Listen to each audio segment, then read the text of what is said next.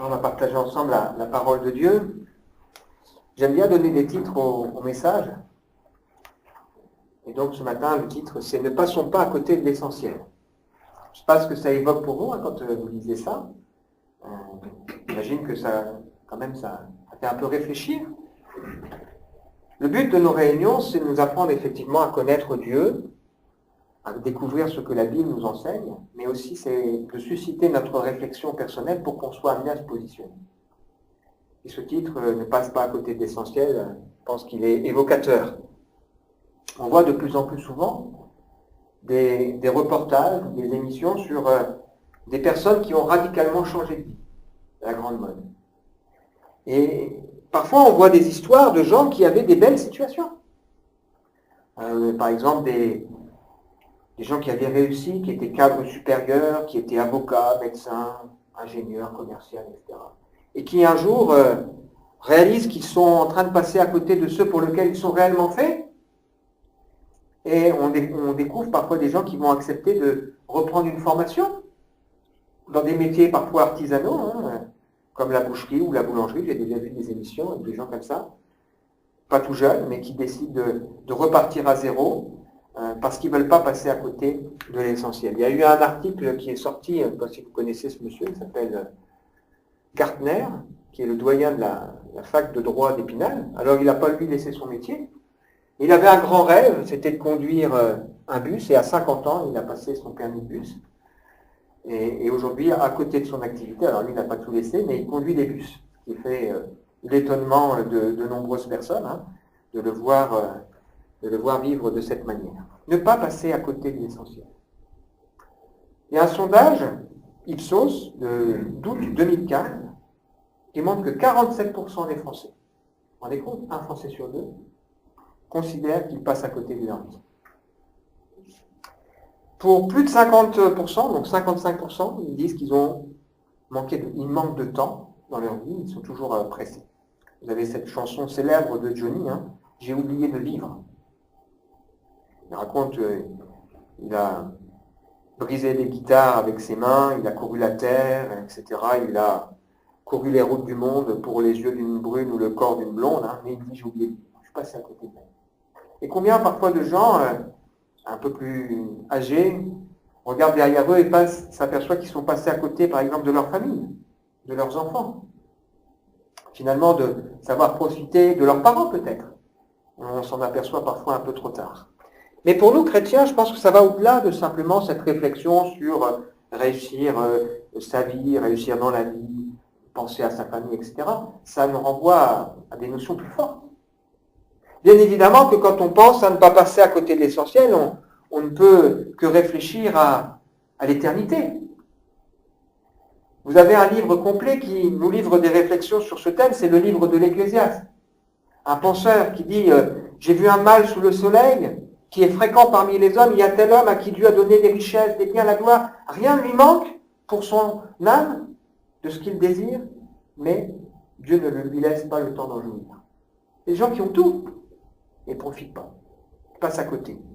J'ai vu un mal grave, des richesses conservées pour son malheur, qui se perdent par un événement fâcheux.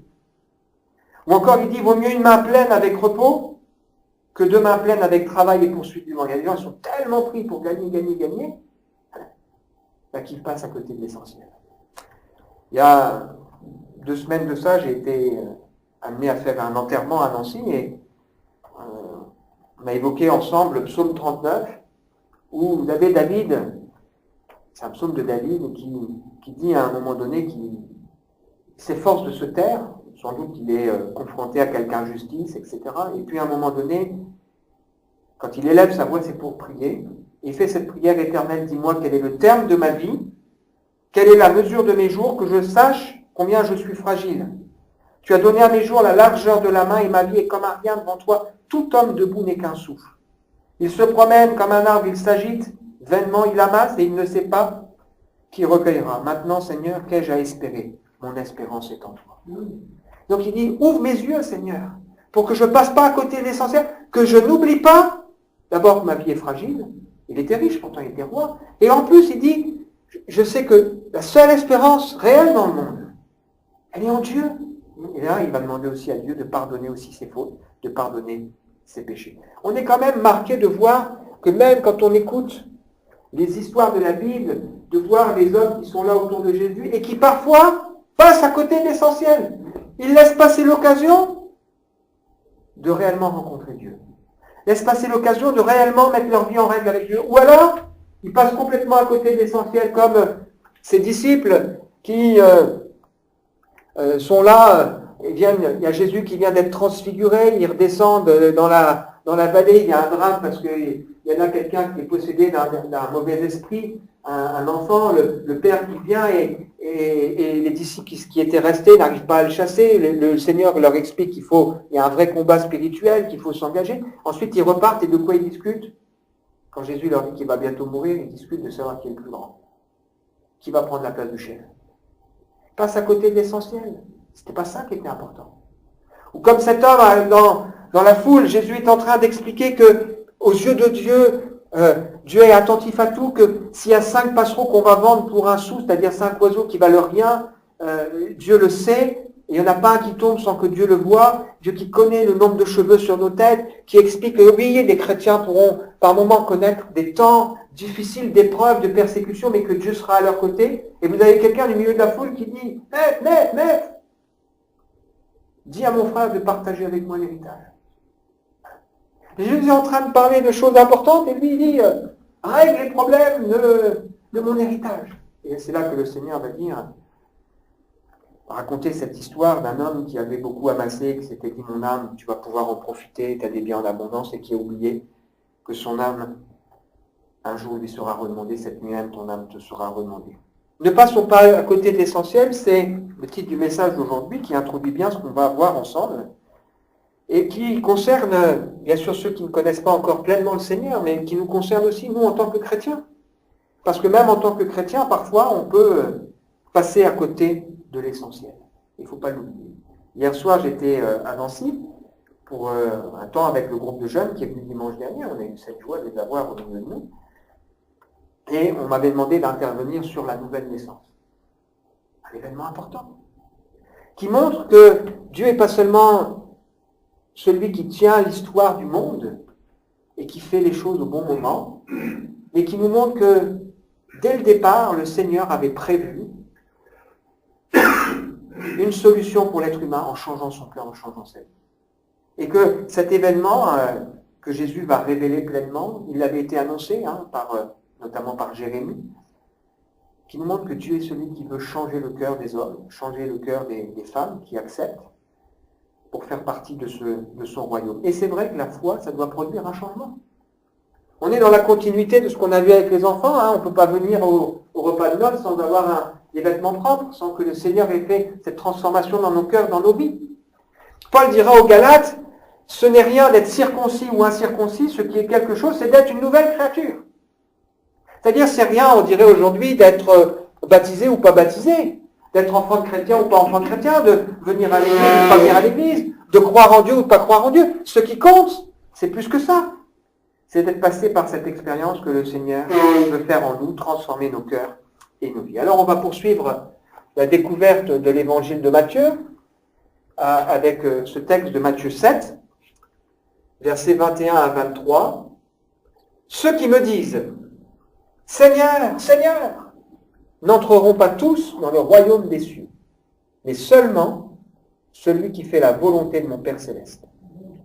Beaucoup me diront ce jour-là, « Seigneur, Seigneur, n'avons-nous pas prophétisé en ton nom? N'avons-nous pas chassé des démons en ton nom? N'avons-nous pas fait beaucoup de miracles en ton nom ?» Alors je leur dirai ouvertement, « Je ne vous ai jamais connu, éloignez-vous de moi, vous qui commettez le mal. » Alors, on va continuer avec cette petite méthode pour nous aider à comprendre ce que le Seigneur a voulu dire et plus précisément, on va regarder ensemble le contexte. On arrive à la fin du sermon sur la montagne. Je pense qu'on a plus qu'une fois, ou deux peut-être. Dans ce sermon sur la montagne, les gens sont venus en foule parce qu'ils se sont dit Jésus c'est quelqu'un de particulier et ils ne s'attendaient certainement pas à ce que le Seigneur allait leur dire. Le Seigneur qui est venu expliquer que son le but de sa venue, ce n'est pas de changer le monde, de régler tous les problèmes de l'humanité, il aurait pu le faire. Mais le mal de l'humanité les plus profonds, ça s'appelle le péché, il est venu changer le cœur de ceux qui acceptent que Dieu devienne le maître et le Seigneur de leur vie. Et donc Jésus décrit dans ce sermon le caractère de celui qui fait partie du royaume de Dieu ou du royaume des cieux, puisqu'on peut dire c'est la même chose. Et c'est vrai que la description que Jésus fait, elle est probablement assez surprenante. Il n'est pas en train de dire que celui qui fait partie du royaume des cieux, c'est un super-héros. C'est une personne, un homme, une femme, très fort, très riche, etc. Il dit au contraire que c'est quelqu'un de humble, c'est quelqu'un qui accepte d'être sensible aux autres, etc. Et puis il décrit que c'est quelqu'un qui vit quelque chose de profond dans son cœur, dans sa vie. C'est quelqu'un qui au quotidien apprend à faire confiance à Dieu, et le Seigneur surprend parce qu'il ne fait pas un discours de campagne qui soit plaisant à entendre. Mais il fait un discours dans lequel il dit que celui qui fait partie du royaume des cieux, c'est quelqu'un qui profondément s'est laissé transformer par Dieu et se laisse transformer au quotidien par le Seigneur. Il évoque le fait que c'est quelqu'un qui, dans son quotidien, apprend à faire confiance à Dieu malgré les difficultés de la vie et qui laisse le Saint-Esprit transformer son cœur et sa vie. Il a franchi la bonne porte, puisque Jésus l'explique, devant nous, il y a une porte large, beaucoup la prennent, celle-là, il n'y a pas besoin de réfléchir. Il y a une porte étroite, c'est Jésus. Et puis ensuite, il y a un chemin étroit, quand on a franchi la bonne porte, qu'on doit suivre. C'est-à-dire que la vie chrétienne, elle doit ensuite se développer, elle doit progresser. On passe par Jésus, on comprend qui est Jésus, notre Sauveur, et ensuite on accepte qu'il devienne notre Seigneur, c'est-à-dire le maître de notre vie, on accepte de le suivre. Et pour grandir, avancer dans la vie chrétienne, il faut se nourrir, il faut être enseigné. Et le Seigneur ici est en train d'expliquer qu'il faut faire attention quand on se laisse enseigner, à ne pas être enseigné par n'importe qui ou par n'importe quoi. Parce que tout ce qui brille n'est pas or. Et que malheureusement, dans ce domaine, il y a des mauvaises choses qui pourraient nous surprendre. Alors on a déjà vu ensemble qu'il fallait faire attention aux faux prophètes qui prétendent nous conduire, mais qui en réalité sont des loups ravisseurs. C'est-à-dire qui nous détournent du maître. Et vous avez des gens qui vont ne pas attacher les personnes qui les écoutent à Jésus-Christ, à Dieu, mais qui vont les attacher à eux-mêmes, qui vont faire croire qu'eux sont des gens qui sont peut-être indispensables dans leur marche avec le Seigneur. Or, le Seigneur veut que nous, on s'attache à qui? À lui. C'est lui le maître. C'est lui que nous devons suivre. Et là, il évoque, il va nous inviter à regarder plus loin, il nous dit que c'est pas ce qu'on dit, Seigneur, Seigneur, qui va suffire. C'est le texte qu'on est en train de lire. Il dit, il y a des gens qui disent des bizarreries, mais il y a aussi des gens qui ça peut être parfois un peu plus subtil. Tout ce qui brille n'est pas or. Ça, c'est le contexte. Si on observe ce texte, on voit que clairement, il y a trois parties. Il y a une première partie avec des gens qui vont dire des choses. Seigneur, Seigneur. Mais ce qu'on dit n'est pas suffisant si derrière, il n'y a pas cette transformation du cœur. Cette transformation et ce désir d'obéissance. Dire que Jésus est Seigneur, ça veut dire qu'il est le maître, qu'il est le chef, qu'il est celui que l'on veut suivre. Et aujourd'hui, si vous interrogez les gens, beaucoup vous diront, c'est qui Jésus? Ils parleront du Seigneur Jésus, mais le mot Seigneur ne veut rien dire dans leur cœur, qui est sur le trône de leur vie, qui est le chef. Ils vont vous dire, c'est Jésus, c'est le sauveur du monde, mais est-ce qu'ils peuvent dire, Jésus, c'est mon sauveur? C'est celui qui a pardonné mes péchés. C'est celui qui a transformé ma vie parce que je sais que je suis invité au bon repas et j'ai mis le bon vêtement. Il a changé mes vêtements sales pour me donner des vêtements propres. Certains font profession de le connaître, mais ils le renient par leurs œuvres. Il est effectivement nécessaire de confesser que Jésus-Christ est Seigneur, mais encore faut-il que derrière il y ait les fruits. Tout au début des évangiles, on voit arriver le précurseur de Jésus qui s'appelle Jean-Baptiste. Il a été envoyé pour préparer la venue du Seigneur. Alors à l'époque, on en a parlé vendredi pour ceux qui étaient là, quand un roi devait arriver dans une ville ou quelque part, on envoyait des gens qui préparait le chemin, c'est-à-dire il s'assurait qu'il n'y ait pas de brigands sur la route, qu'il n'y ait pas de pierres, qu'il n'y ait pas d'arbres, etc. Il dégageait la place pour que tout soit ouvert et que le roi puisse arriver de la bonne manière. On fait la même chose. Hein. Il y a un homme important qui vient à Épinal, on va s'assurer, on va mettre des barrières partout, on va bloquer les routes, etc. On va préparer sa venue. Et donc Jean-Baptiste est venu pour préparer la venue de celui qui était plus grand que lui, de Jésus-Christ. Celui qui peut seul transformer les cœurs. Et comment il a préparé la venue de Jésus? Il a préparé la venue de Jésus en disant aux gens, vous devez revenir à Dieu. Et pour revenir à Dieu, vous devez vous repentir et vous faire baptiser. Et il a vu venir à lui des gens qui étaient des malins. Et ok, tu nous dis qu'il faut se faire baptiser, on se fait baptiser. Et là, il se fâche. Il dit, mais produisez donc du fruit digne de la repentance. Vous ne pouvez pas faire un acte comme ça, hop, ça y est, c'est bon. Mais il faut que réellement, cet acte, il traduise quelque chose qui se soit passé dans le cœur. Et ils vont lui poser la question, alors qu'est-ce qu'on doit faire? Il va leur dire, vous devez penser à celui qui est à côté de vous, qui a des besoins. Si tu es soldat, ne profite pas de ta situation. Si tu es religieux, n'abuse pas et ne profite pas des gens. Il y a des changements dans le cœur et dans la vie de celui qui appartient au Seigneur. Deuxième partie qui est évoquée ici, il nous dit que ce qu'on fait, il y a ce qu'on dit qui n'est pas suffisant, il nous dit aussi que ce qu'on fait en son nom n'est pas suffisant. Ça devait quand même, le Seigneur, remarquez, il ne dit pas ici que, quand ils disent on a fait des tas de choses pour toi, et des choses impressionnantes, hein. Ils ont chassé des démons, ils ont prophétisé, c'est-à-dire parlé au nom de Dieu, ils ont fait des miracles. Le Seigneur ne dit même pas qu'il mente, il ne dit même pas que c'est pas vrai.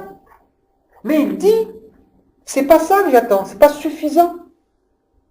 C'est-à-dire que le Seigneur est en train de nous dire qu'il y a des gens qui ont compris que dans le nom de Jésus, il y a une puissance, qui peut-être ont foi dans cette puissance, qui peut-être même pourront par moments la manifester, mais ils peuvent passer à côté de l'essentiel parce qu'ils ont oublié de laisser leur vie être transformée à la ressemblance du Seigneur Jésus. Un jour, Jésus va envoyer 70 disciples pour justement préparer sa venue. Et ils reviennent emballés, super, ouais Seigneur, même les démons nous sont soumis en ton nom. Et là, le Seigneur leur dit, ok, je voyais effectivement le diable tomber du ciel. Il se passe des choses dans les sphères célestes, ok. Mais c'est pas de ça que vous devez vous réjouir. Vous devez vous réjouir de ce que vos noms sont inscrits dans le livre de vie. Et la question pour nous ce matin, c'est, est-ce que mon nom est inscrit dans le livre de vie? Et au moment où le Seigneur dit ça, il tressaille. Waouh, il est saisi parce qu'il se rend compte que cette parole-là est vraiment une parole importante. Il tressaille dans son cœur et dit, Seigneur, tu as caché ces choses aux sages et aux intelligents, tu les as révélées aux petits-enfants. Et si on ne devient pas comme des petits-enfants, on ne peut pas rentrer dans le royaume de Dieu. C'est-à-dire, il y a des gens qui vont se laisser impressionner par ce qu'on entend, il y a des gens qui vont se laisser impressionner par ce qu'on fait, par ce qu'on voit, mais qui en oublient l'essentiel.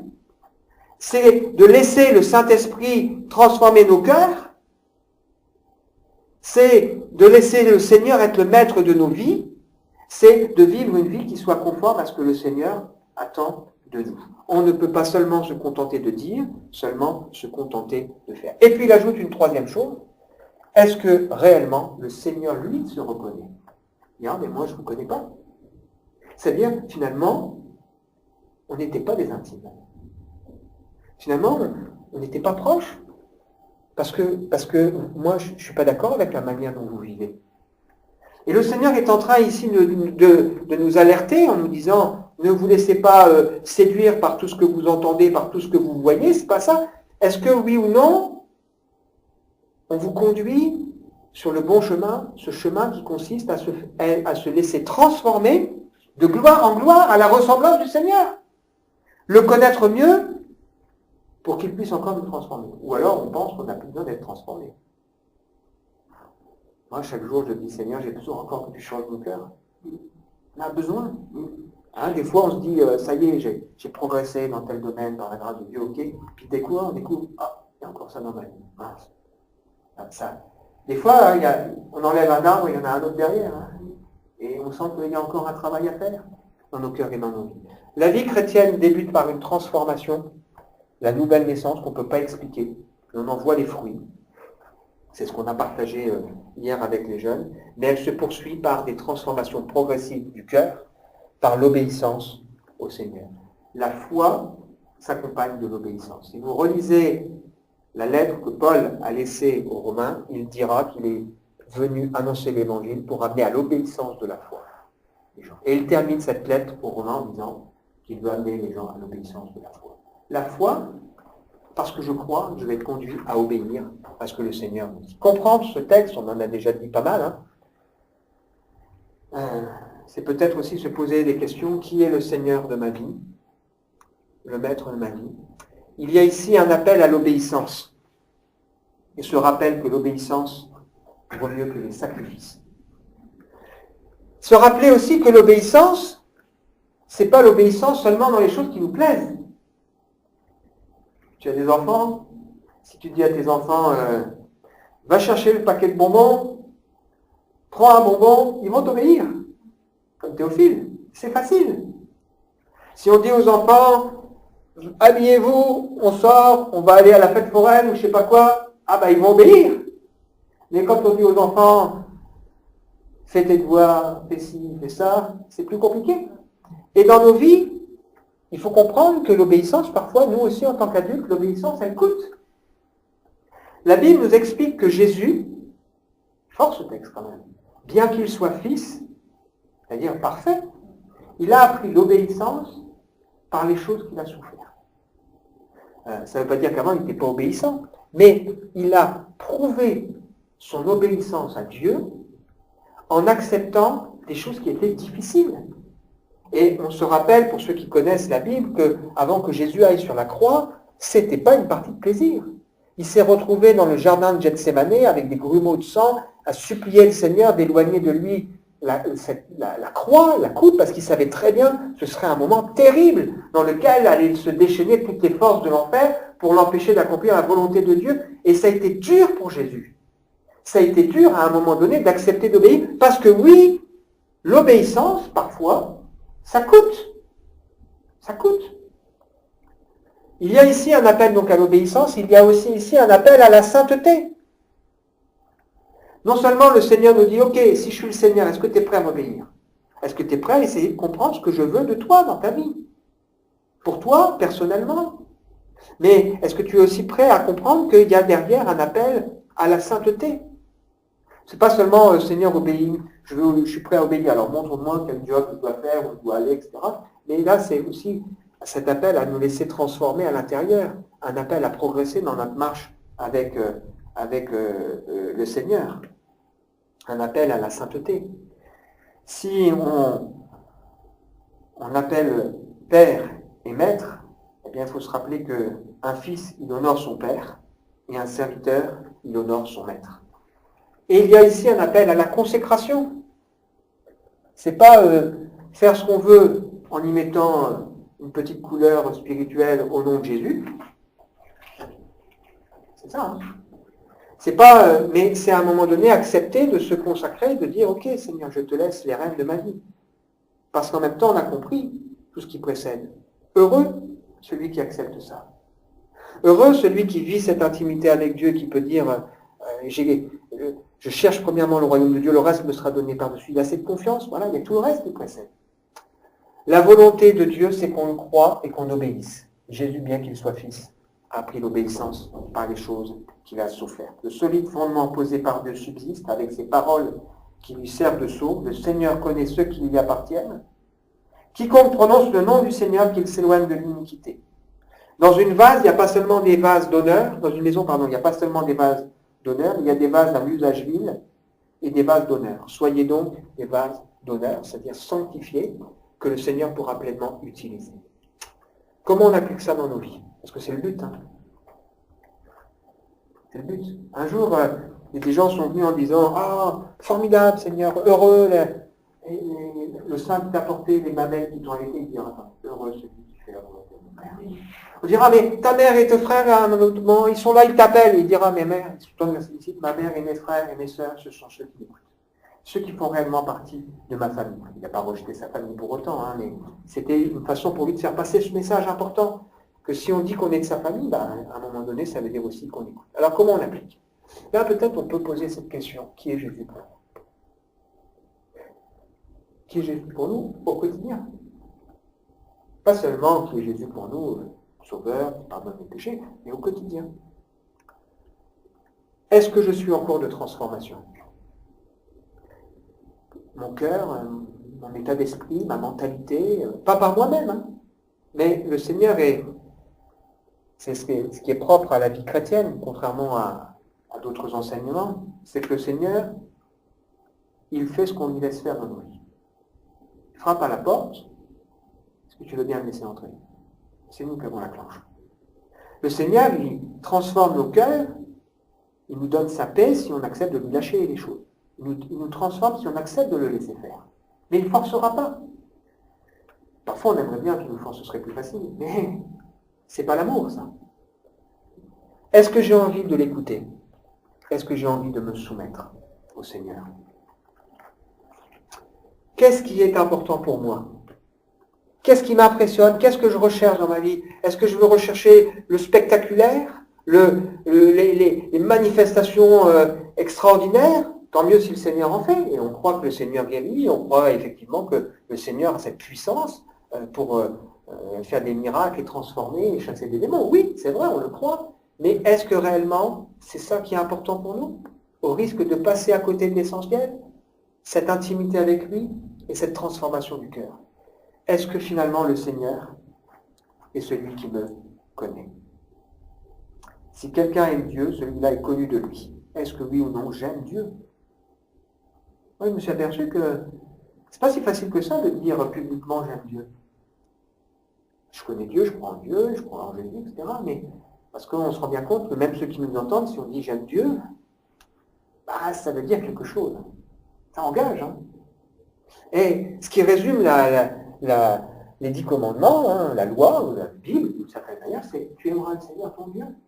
Tu aimeras aussi ton prochain. Ah oui, ben ça c'est aussi un fruit.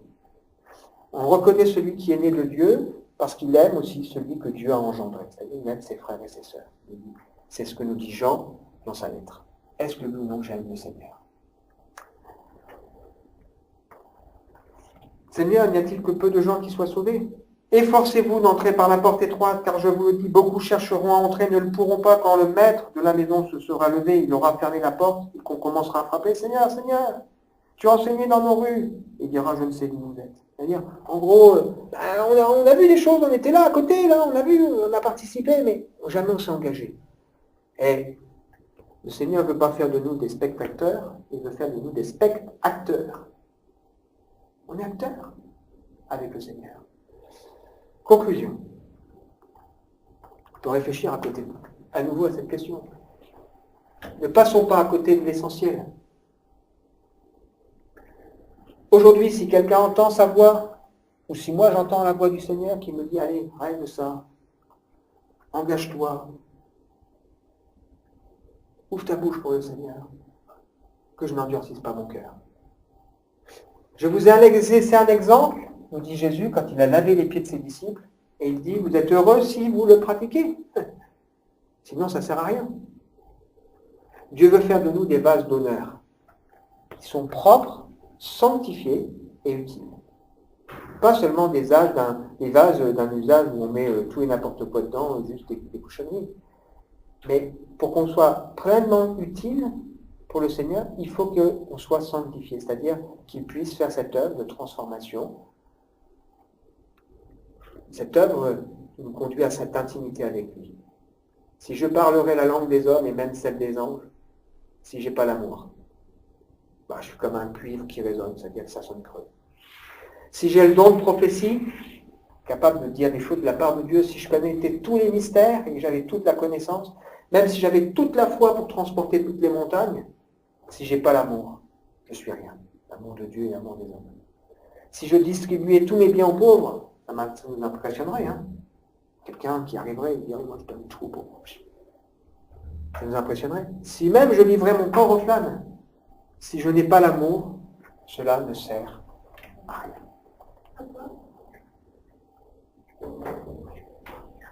Prenez dans l'autre. On veut prendre un temps pour se recueillir et on va prier ensemble.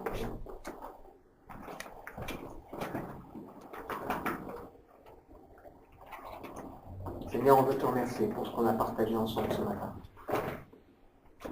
On On veut se laisser, Seigneur, toucher par ce que tu nous dis. On ne veut pas endurcir notre cœur.